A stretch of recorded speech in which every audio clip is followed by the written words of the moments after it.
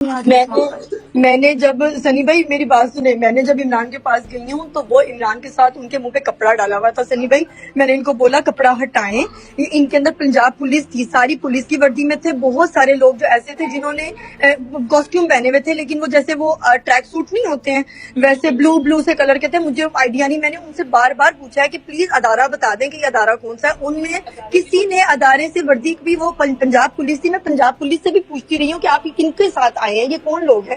انہوں نے کہا کہ انہوں نے پورا منہ پہ کپڑا ڈالا ہوا تھا عمران کے، تو میں نے ان کو بولا کپڑا ہٹائیں، میں نے بات کرنی ہے۔ تو عمران نے مجھے کپڑے کے اندر سے منہ ڈھانپا ہوا تھا، مجھے کہتے ہیں میں پریشان نہیں ہوں، میں ٹھیک ہوں۔ میں نے کہا آپ کوئی کچھ کہہ تو نہیں رہے؟ کہتے نہیں، انہوں نے ابھی تک مجھے کچھ نہیں کہا۔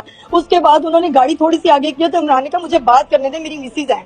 انہوں نے بات بھی نہیں کرنی تھی بالکل بھی، اور کپڑا دوبارہ ڈال کے تو باہر بگا کے لے گئے۔ یہ 16 ڈالے تھے، وائٹ کلر کے تھے، کچھ پنجاب پولیس کی گاڑیاں بھی تھیں، ٹھیک ہے۔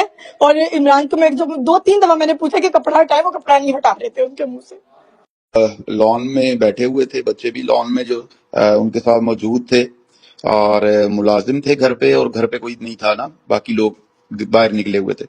تو وہ منہ کے اوپر کپڑا ڈالا انہوں نے، اور بھائی کو وہ کھینچ رہے تھے، اور موبائل وغیرہ انہوں نے سب کے چھین لیے، ملازموں کے بھی لے لیے، گھر میں جس کا موبائل تھا سب کے لے گئے۔